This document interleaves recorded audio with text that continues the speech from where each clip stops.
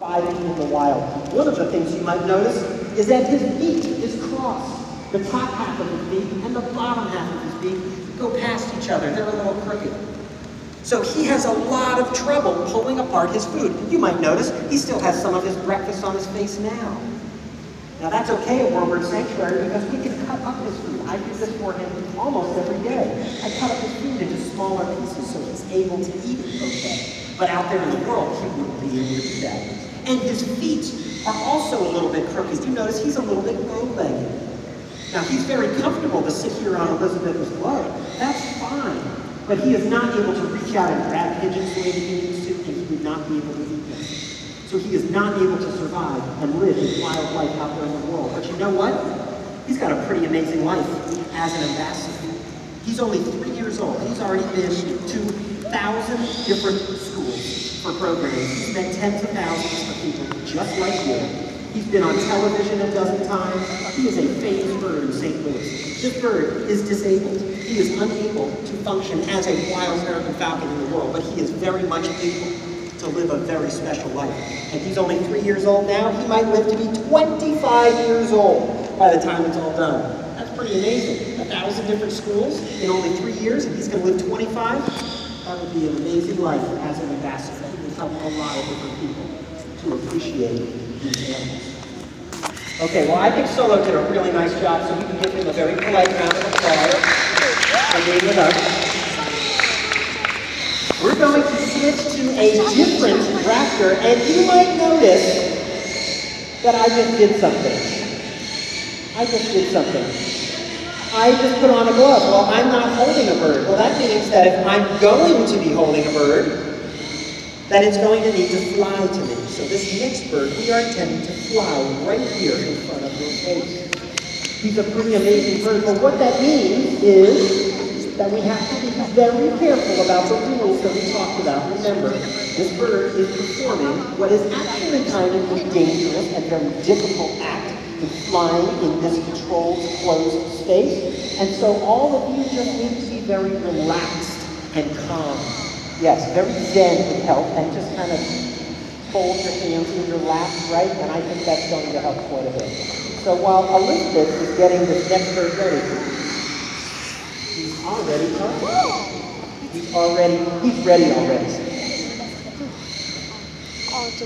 He's actually a pretty amazing flyer, and he's really good at this. So I think this is kind of very special.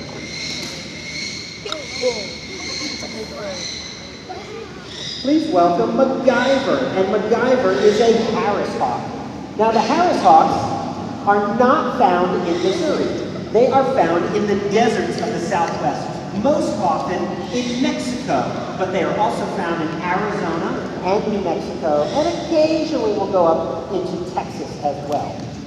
But these birds are really interesting because while most raptors live all by themselves for their entire lives, and they only pair up with others when it comes time to lay eggs and raise babies, the Harris hawks live their entire lives in their friend and family groups.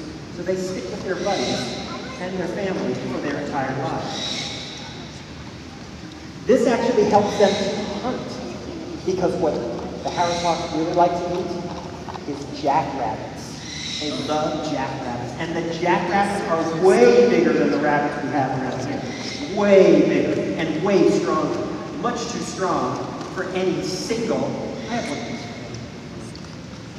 much too strong for any single Harris hawk, but that's okay because they don't have to hunt on their own. So what'll happen is MacGyver here will spot that jackrabbit and he'll start chasing after it. And then he gets tired and his sister comes in. And his sister will chase after it for a little while. And then she gets tired, Dad comes in for a while, and then he gets tired and Mom comes in because Mom always has to come in last and fix everything, right? And eventually, that jackrabbit is completely exhausted. And the entire family, they've all been taking breaks, so they come and they eat together.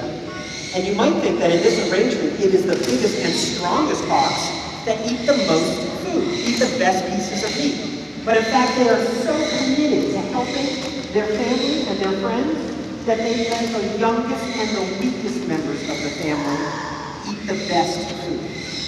So they want them to grow up big and strong just like the rest of them. They want everybody to do well together. You could say their superpower is the power of friendship.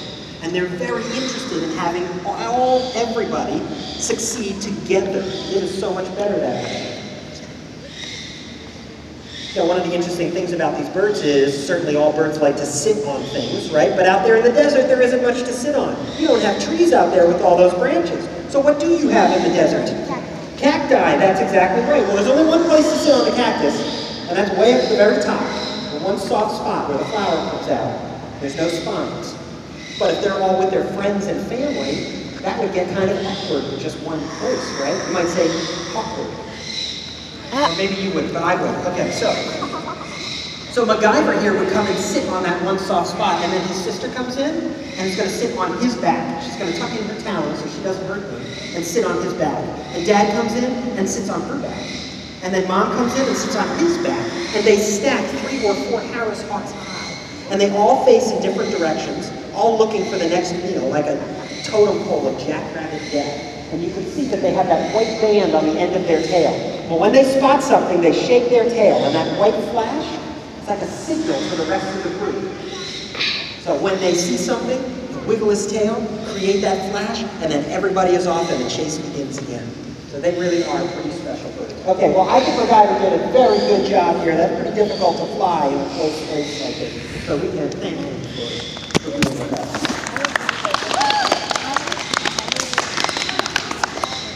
That's MacGyver. That is MacGyver. So, there are mice and moles and voles and rabbits and those kinds of things, and also birds. The owls, that's exactly right. Now, the owls are some of my favorites. They are really different than some of the daytime birds. Okay, so let's welcome Mia. And Mia is a spectacled owl.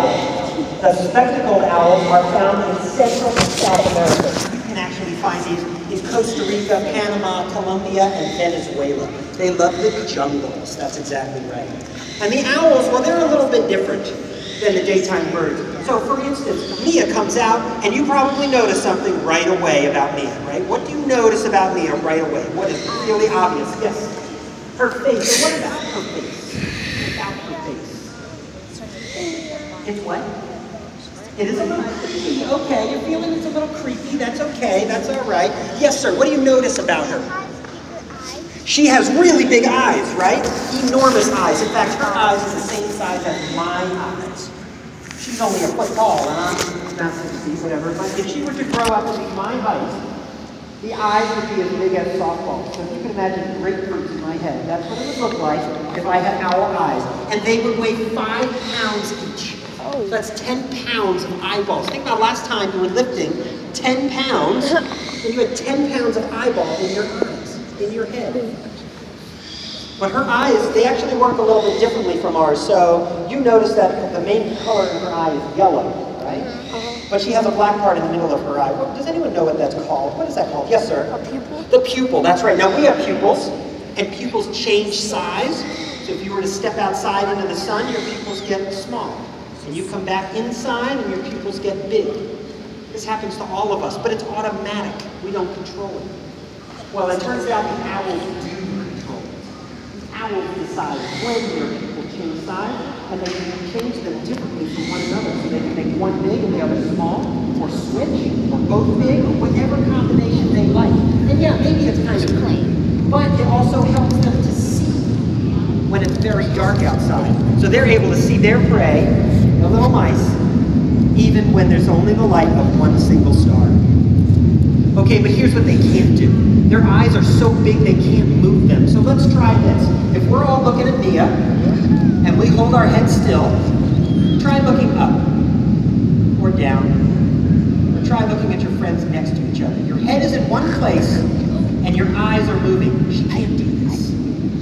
Her eyes are too big. They can't move. There's no room for muscles. They are locked in place. So if Mia wants to look and see her friends next to her, what do you suppose she's going to do? What's she going to do? Yes, ma'am. She's going to turn her head. And do you know how far an owl can turn its head?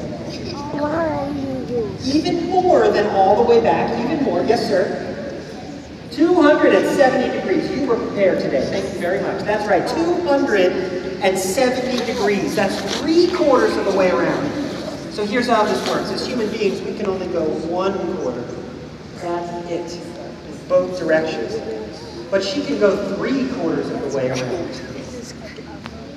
So the question is, how does she do that? How does she do that?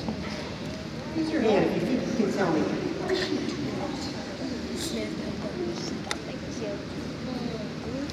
You know? Yes, ma'am. She has multiple bones. You're exactly right. In fact, she has twice as many bones as we do. So if you feel the back of your neck, you feel those bumps on the back of your neck? Those are your neck bones, right? That's your spine. Those are your cervical vertebrae. We have 7 of these neck bones.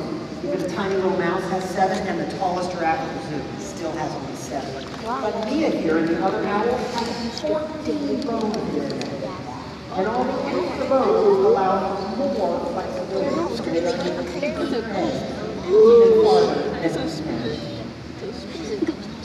So let's think about this. Mia lives in the jungle.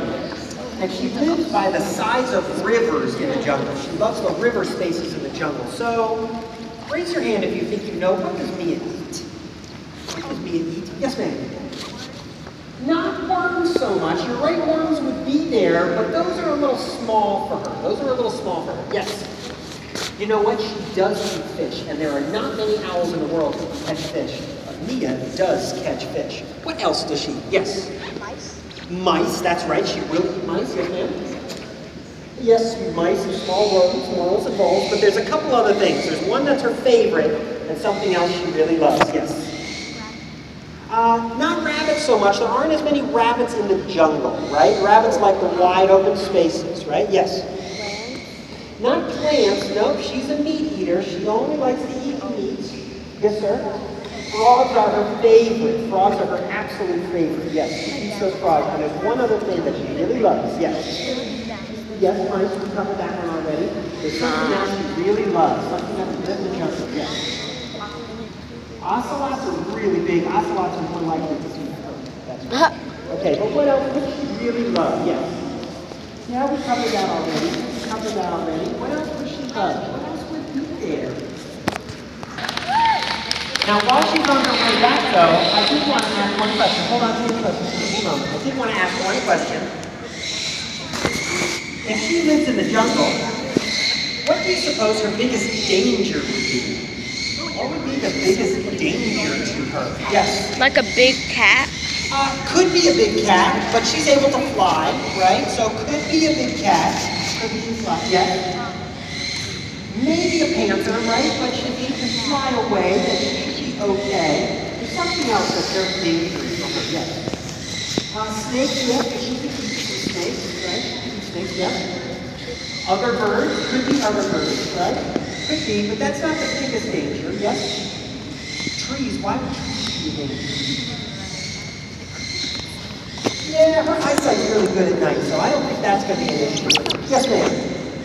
Human beings, why humans? That's right, humans could hunt them. Humans could cut down those trees. Humans cut down those trees, that changes the course of the river. That changes the food that lives in the river. And that's going to affect me, and that's exactly right. Humans is the right answer. Okay, so we have one more owl because I think owls are really special, and you notice that I just did something again, right? I put on my gloves. We all know what that means. We know that we're going to fly a bird, and that means that we all have to be very relaxed and calm. It might be a barn owl, but we want to be very quiet while we welcome this guest. He is going to make a lot of noise. We don't want to. We want to be as quiet as we can be.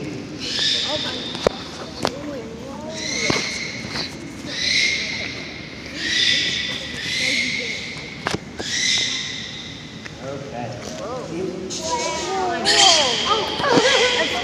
See, this is why we have to be very relaxed and calm, right?